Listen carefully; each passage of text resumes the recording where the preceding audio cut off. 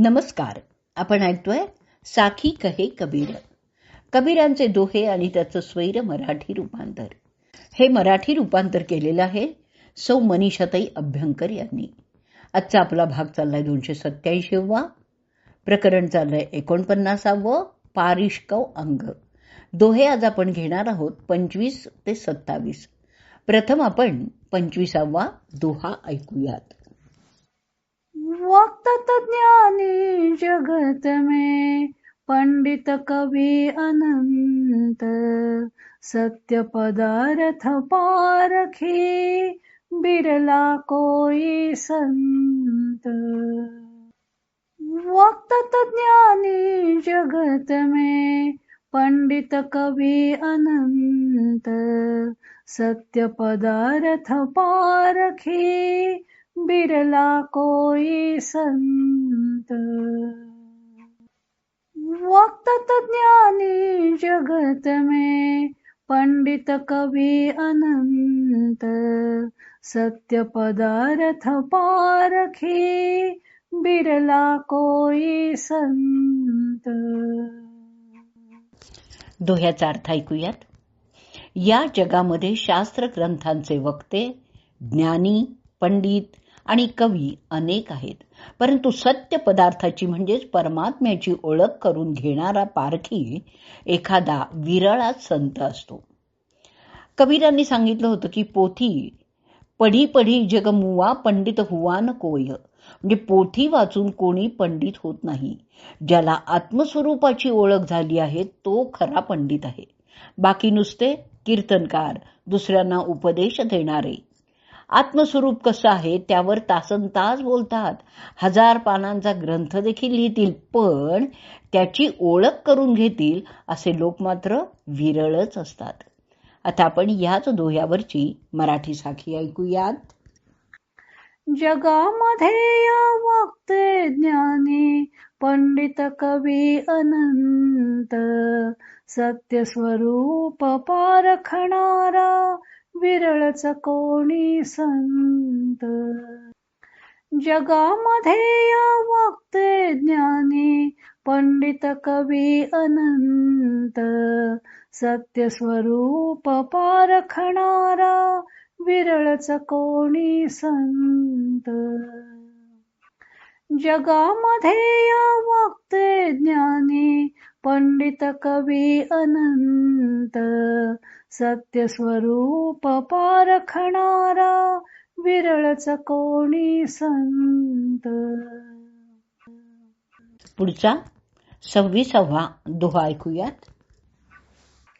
ज्ञान जीव को धर्म है, भरम त्रास जो मेट, साच पंथ पवै पारिख जब तिहि सतगुरु भेट. ज्ञान जीव को धर्म है, भरम त्रास जो मेट, साच पंथ पवै पारिख जब तिहि सतगुरु भेट.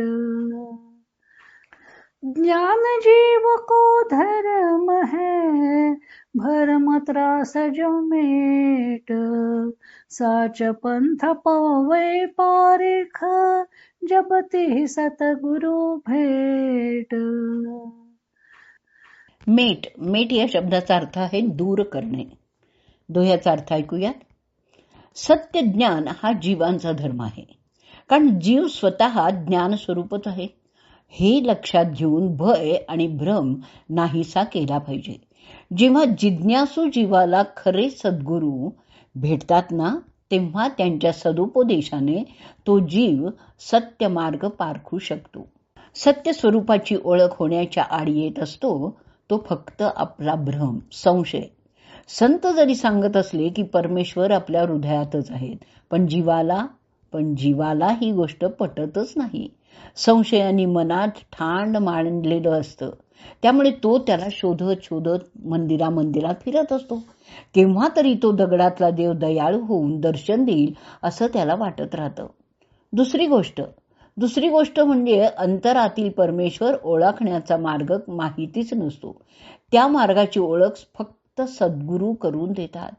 तेव्हाच मन पवनाची गाठ बांधून गगनाशी गाठ बांधता येते.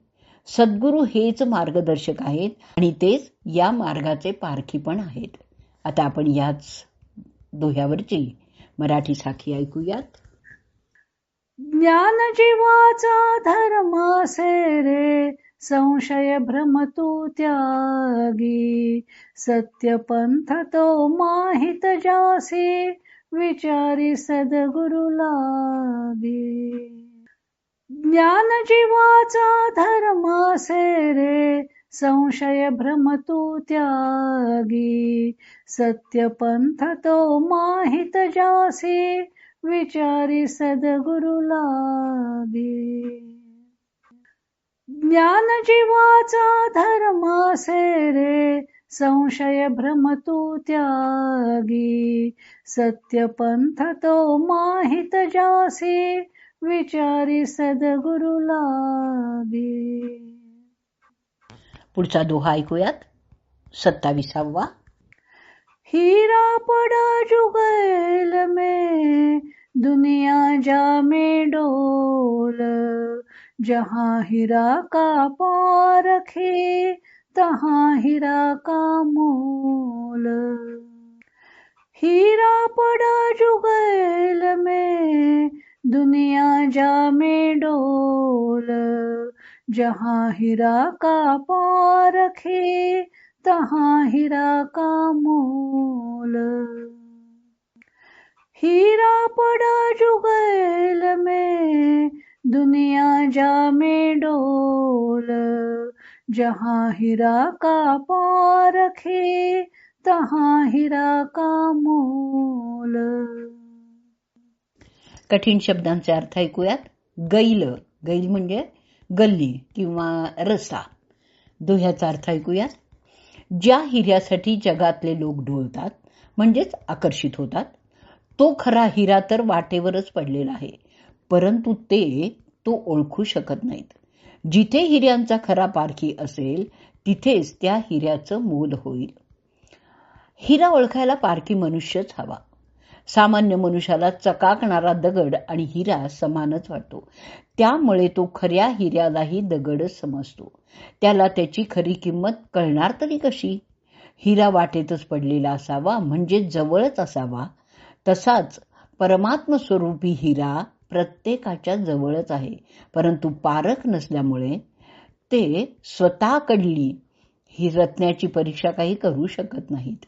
आता आपण या दोह्यावरची मराठी साखी ऐकणार आहोत आणि या साखी बरोबर आजचा भाग आपण इथे संपवणार आहोत. दुनिया नाचे हिऱ्यासाठी जा, तो हिरा तर जवळ. पारखी नाही कोणी येथे, करी जो त्याचे मोल. दुनिया नाचे हिऱ्यासाठी जा, तो हिरा तर जवळ. पारखी नाही कोणी येथे, करी जो त्याचे मोल.